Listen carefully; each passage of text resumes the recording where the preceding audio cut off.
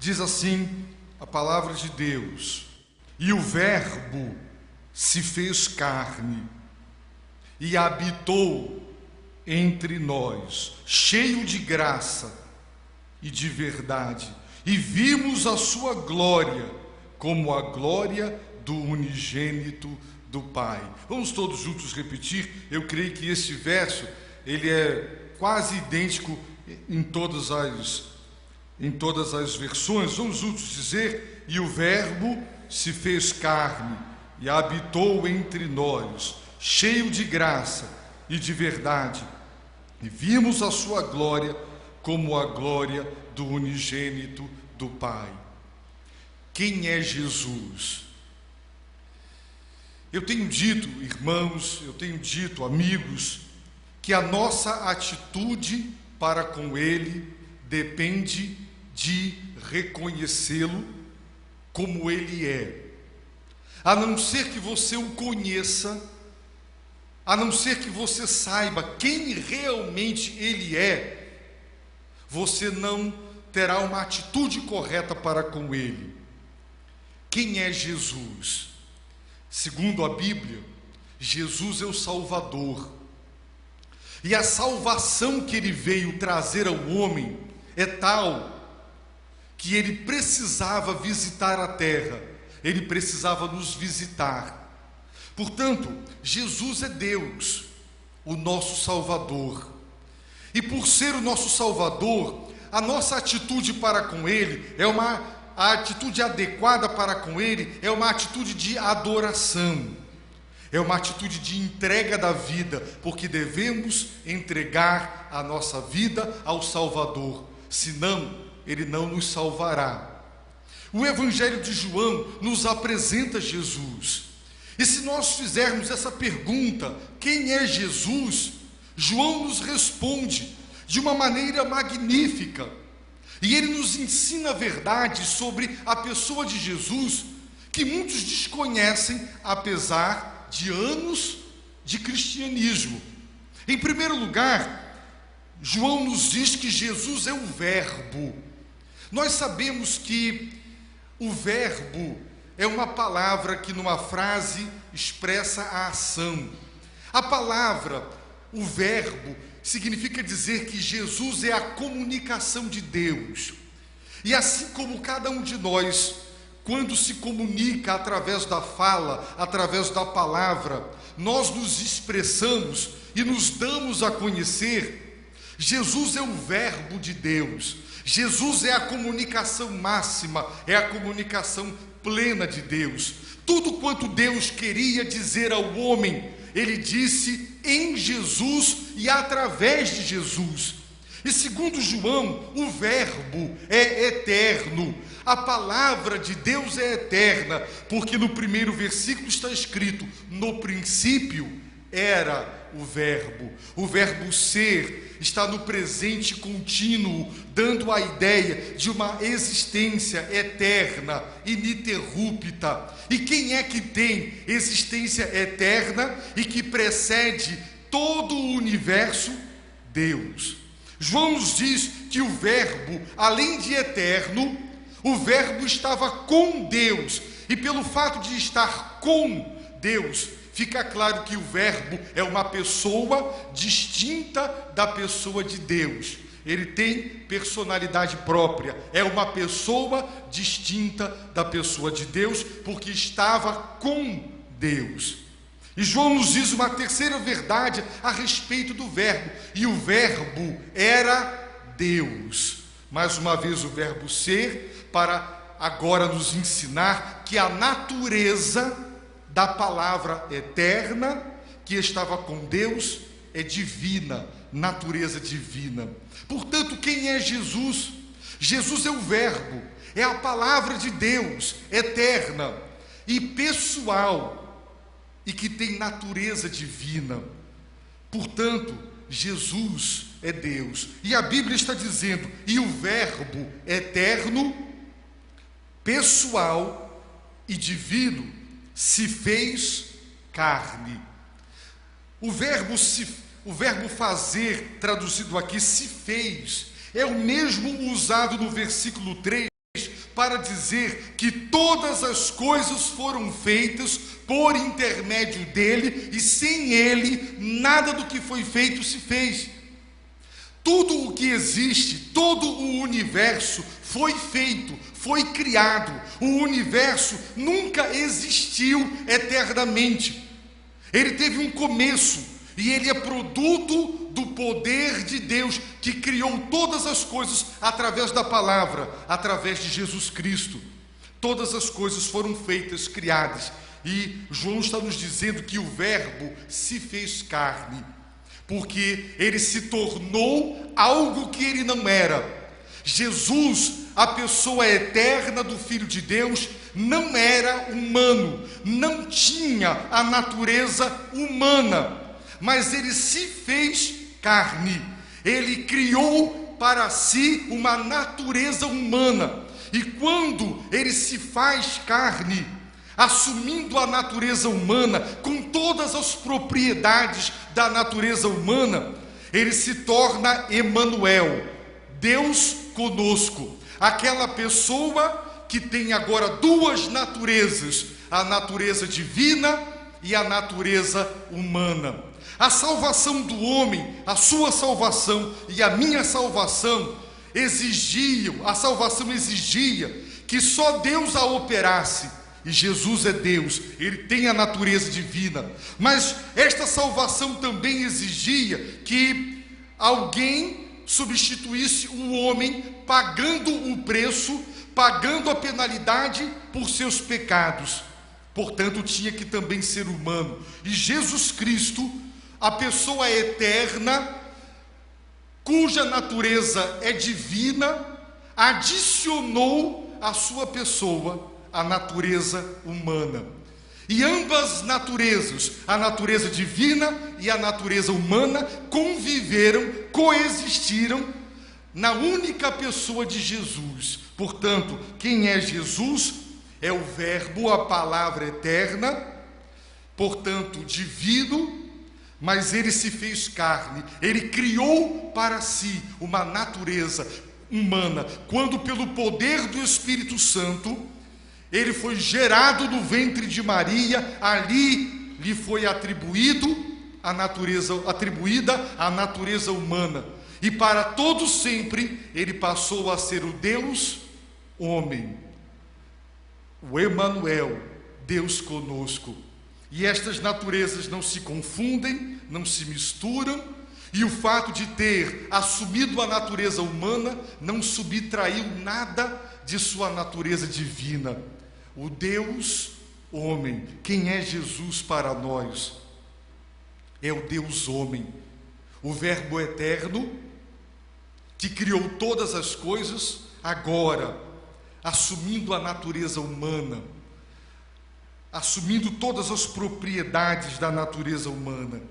O texto ainda diz mais, diz que ele habitou entre nós, e esta palavra, este verbo, ele é um termo técnico do judaísmo, porque Deus prometeu habitar entre o seu povo e com o seu povo. Por isso ele mandou construir um tabernáculo, armar uma tenda. E a Bíblia diz, lá no livro de Êxodo, que quando Moisés concluiu a construção daquele tabernáculo, feito com tendas de peles de animais, e aquele tabernáculo ele foi consagrado, a glória de Deus desceu sobre aquela tenda e habitou ali. Portanto, quando as pessoas queriam se encontrar com Deus, iam para a casa de Deus, a tenda, o tabernáculo, dirigiam-se para lá. Séculos depois, o templo de alvenaria foi construído por Salomão. E quando aquele majestoso e suntuoso templo, ele foi erigido, construído, a Bíblia diz que no momento da sua consagração, a nuvem que simboliza a glória de Deus encheu aquele lugar e Deus habitou ali. Por isso, sempre que as pessoas queriam encontrar com Deus, dirigiam-se ao templo para se encontrar com Deus, porque Deus habitava no templo. O próprio Salomão já sabia que a grandeza do universo não era capaz de conter a grandeza do Criador, mas Deus prometeu fixar os seus olhos, os seus ouvidos e toda a sua atenção no templo. E quando as pessoas quisessem encontrá-lo, deveriam se dirigir para o templo. E existem profecias no Antigo Testamento que falam da humanidade toda dirigindo-se ao Monte Sião em Jerusalém para encontrar Deus no templo. Mas agora, a Bíblia está dizendo que o Verbo se fez carne. Ele assumiu a natureza humana. Ele se tornou plena e perfeitamente homem, sem deixar de ser pleno e perfeitamente Deus. E que ele habitou, ele armou a sua tenda, ele construiu o seu templo, e a glória de Deus veio sobre Jesus. Jesus, meus irmãos, agora é o templo. Ele substitui o templo, porque Deus está presente plena e perfeitamente em Jesus. Portanto, agora, se você quiser encontrar com Deus e encontrar a Deus, para onde você se dirigirá? Para o templo? Não. Para a tenda? Não. Você se dirigirá para Cristo, porque Ele habitou, Ele, Jesus. Por isso Ele disse que, assim, destruí este santuário e eu o reconstruirei em 3 dias. E todos ficaram abismados, revoltados, e o tomaram por certo, ou como herege blasfemo, ou como louco, porque aquele templo levou décadas para ser construído. E ele está dizendo: derrube este templo, e em 3 dias eu reconstruirei. E ele estava falando sobre o templo do seu corpo, que seria na cruz do Calvário destruído, morto, mas que seria ressuscitado pelo poder de Deus. Portanto, onde Deus está? Onde encontrar Deus? Em Jesus. Jesus é Deus encarnado. Não é só, toda a plenitude divina encontra-se em Jesus. Jesus é a imagem visível do Deus invisível. Deus se permitiu filmar de corpo inteiro. Deus se permitiu ver e ser conhecido, porque Ele se tornou homem.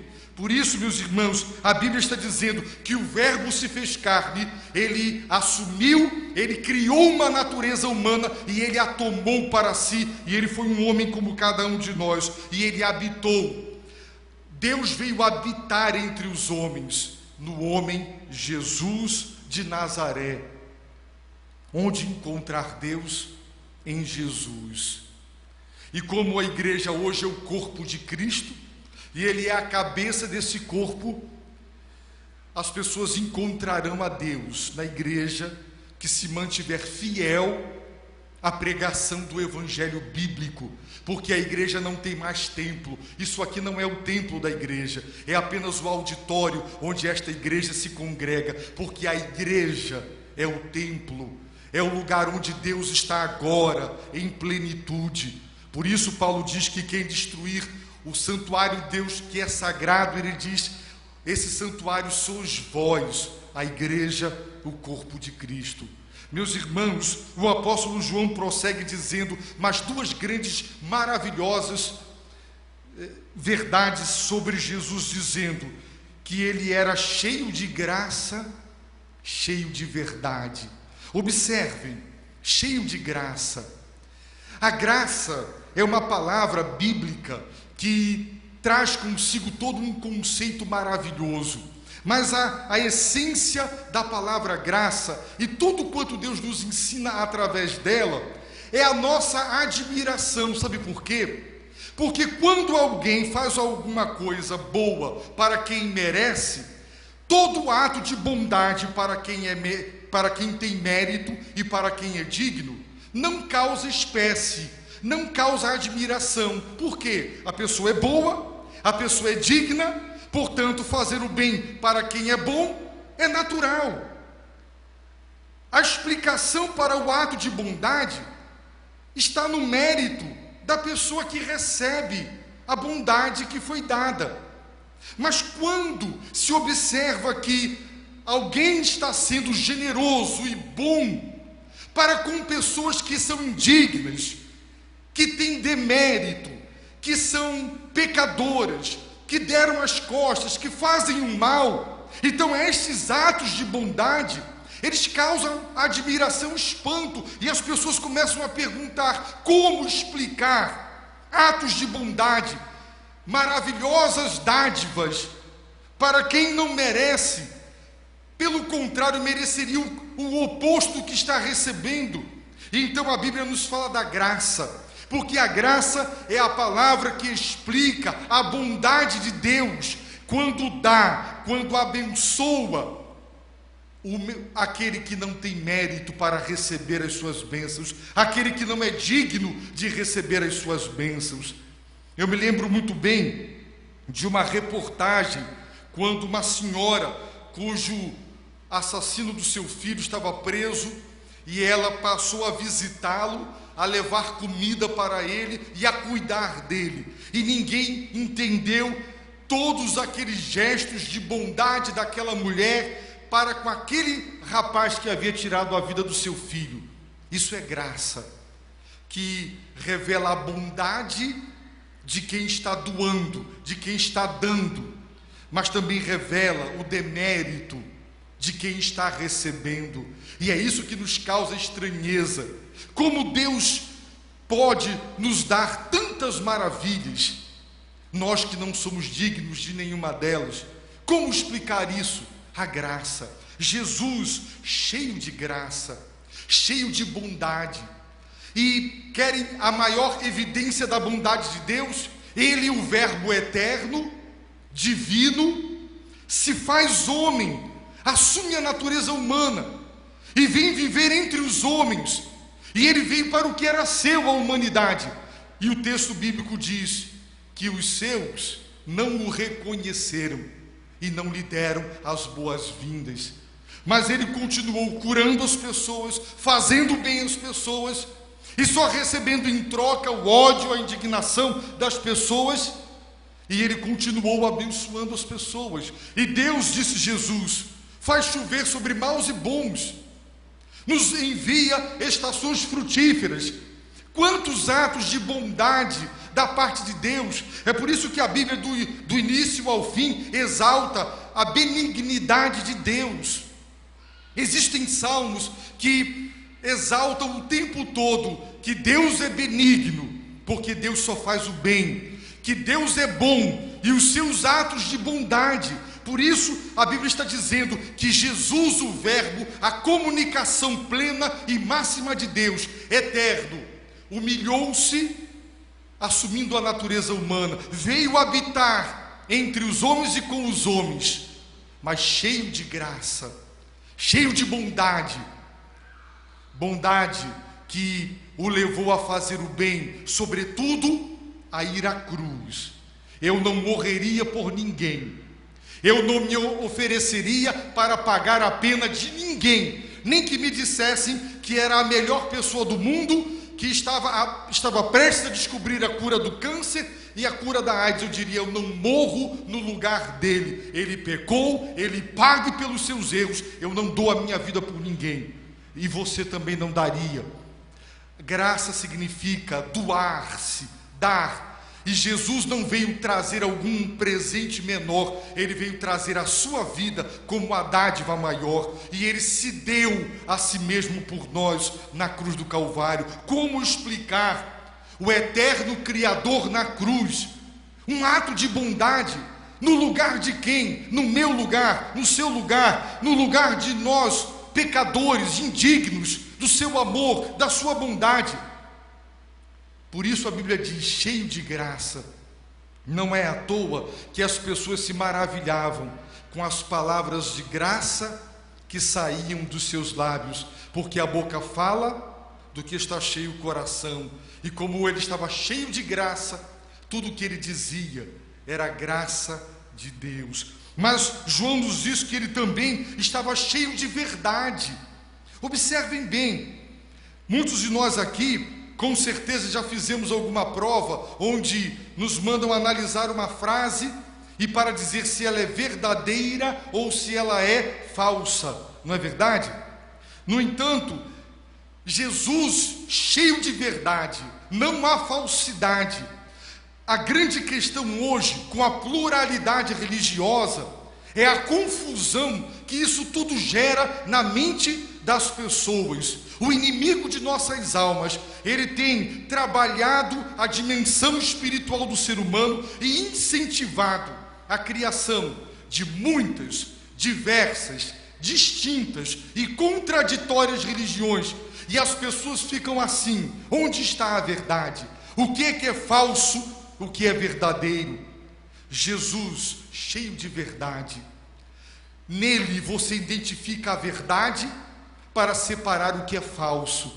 Se você ler a palavra dele, você atentar para o ensino dele, você encontrará a verdade e poderá distinguir o falso. Eu li sobre um treinamento dado aos oficiais e policiais do Canadá, e ao invés de treiná-los com as notas falsas de dólar para que fossem capazes de reconhecê-la, treinaram aqueles policiais com as verdadeiras, porque quando eles pusessem na mão uma falsa, rapidamente iriam identificá-la, porque todo o tempo trabalhariam com a verdade, o verdadeiro. O falso seria rapidamente detectado. Jesus, cheio de verdade, quando você o conhece, você conhece a verdade. E quando você conhece a verdade, você detecta o que é falso, o que não é verdadeiro, o que é engano. E você conhece a verdade, e ele declarou: eu sou a verdade. Trata-se de uma declaração forte demais. Eu sou a verdade, disse Jesus. E ele disse mais ainda: e conhecereis a verdade, e a verdade vos libertará. A verdade liberta do engano, da mentira. Muitas vezes nós ouvimos as pessoas dizerem: o que eu queria era a verdade, mesmo que ela venha a doer, ela seja dura e provoque dor, mas a verdade, porque as pessoas odeiam ser enganadas, estarem no erro, no engano, na falsidade. A verdade é o que as pessoas querem, e Jesus estava cheio de verdade. Ele é a verdade, e a verdade dele é libertadora. Por isso Jesus disse: Pai, santifica-os na verdade. E Jesus disse: a tua palavra é a verdade. Quem é Jesus? O Verbo, a comunicação de Deus. É Deus falando conosco, mas não falando distante de nós, não. Ele veio falar conosco, olho no olho. Ele se tornou homem, o Verbo eterno, natureza divina, criou para si uma natureza humana, se fez humano, assumiu a nossa humanidade, sem deixar em nenhum momento de ser divino. Habitou entre nós. Então agora nós encontramos Deus em Jesus Cristo. E ele era cheio de graça e de verdade. E João afirma: vimos a sua glória. Com esses olhos, diz João, que a terra há de comer, vimos sensorialmente, quando eles olharam para aquele homem, pelas frestas da humanidade de Jesus, a sua natureza divina brilhava, raiava. A glória é a palavra bíblica que descreve o que Deus é em essência. Deus é glória, Deus é divino. Só há um ser divino, e tudo o que existe deve a sua existência a Ele, é Deus. Por isso o Salmo diz que os céus proclamam a glória de Deus, ou seja, que há um Criador, e o firmamento anuncia as obras das suas mãos. Portanto, há um Criador, e tudo o que existe deve a sua existência a Ele. Por isso João diz: vimos a sua glória. Quando Jesus transformou 240 litros de água em 240 litros de vinho da melhor qualidade, diz a Bíblia que eles viram a glória de Jesus, viram a natureza divina, a divindade da pessoa de Jesus, através da sua carne humana. Quando Jesus ressuscita Lázaro, ele deixa claro, essa enfermidade não é para a morte, mas é para a glória de Deus. E ele disse à irmã de Lázaro: se creres, se tiveres fé, verás a glória de Deus, verás a natureza divina, encontrarás Deus.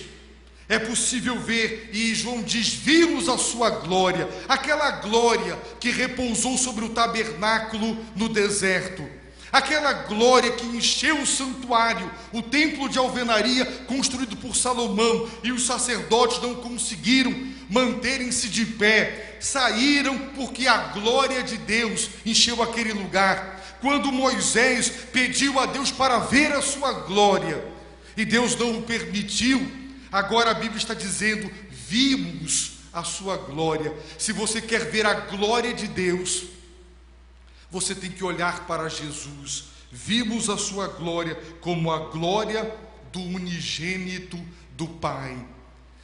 O apóstolo João chama Jesus de unigênito, significa único do Pai.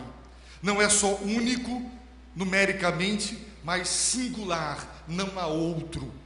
Ímpar, não há outro. Só Ele, somente Ele. Por isso João, quando quer se referir a nós seres humanos como filhos de Deus, ele usa a palavra crianças. Nós somos as crianças de Deus, porque ele reserva a palavra filho somente para Jesus Cristo. Só Jesus Cristo é o Filho de Deus. Todos os restantes são as crianças de Deus, que nascem na família de Deus, porque são geradas, ou regeneradas, ou vêm a nascer de novo pelo poder do Espírito Santo de Deus. E vimos a sua glória como a glória do unigênito do Pai. Portanto, quem é Jesus? O Verbo eterno, divino. Agora, o Verbo se faz carne. Irmãos, o Filho de Deus, que possuía essa natureza divina, agora adicionou a si, para nunca mais abrir mão dela, a natureza humana. Agora, a segunda pessoa da Trindade, que está à direita da majestade nas alturas, continua sendo uma única pessoa, como sempre foi, mas agora com duas naturezas, a natureza humana e a natureza divina. É por isso que ele tem capacidade de se compadecer de nós quando oramos, porque ele, como nós, foi homem e continua possuindo a natureza humana. Ele adicionou a si na encarnação a natureza humana, e na ressurreição e na ascensão ele não abriu mão dela. Ela se tornou sua tanto quanto a natureza divina. Portanto, a fé cristã afirma: Jesus é o Deus homem, para sempre o Deus homem. Antes, uma pessoa com uma natureza divina, agora uma única pessoa com duas naturezas, a natureza divina e a natureza humana. Por isso, e somente por isso, é que ele, e somente ele, pode ser o Salvador. Porque como Deus, ele pode salvar, e como homem, ele nos substituiu e pagou no nosso lugar a pena do nosso pecado. Se você quer ser salvo, se você ainda não tem certeza da sua salvação, saiba que Jesus veio salvar, e Deus não quer que você tenha dúvidas disso. Ele mandou o Salvador, e na cruz ele realizou a obra da salvação. Portanto, arrependa-se dos seus pecados, creia em Cristo como Senhor e Salvador, confesse-o nesta noite, convide-o para entrar no seu coração, para perdoar você, para lavar você no sangue dele e para gerar em você uma nova vida. Peça a Deus nesta hora para que ele se compadeça de você, e que nesta noite ele estenda a sua mão para você, a mão que salva. Peça a Deus que o Espírito Santo pegue o poder da cruz e do Salvador crucificado e Manifeste, aplique isso na sua vida, assim como alguém pega um antídoto e põe numa seringa e aplica no enfermo para que aquele antídoto combata o mal e livre a pessoa da morte por envenenamento. Peça ao Espírito Santo que pegue o Calvário, pegue o Cristo crucificado e aplique na sua vida, para que Ele lhe salve do pecado e da perdição eterna. Se você quer viver eternamente no céu, se você quer realmente ser feliz, só tem um caminho e só tem uma pessoa: é Jesus, é Jesus, é Jesus, não há outro. Portanto, entregue sua vida a Ele. Abaixe a sua cabeça, feche os seus olhos e faça a sua oração.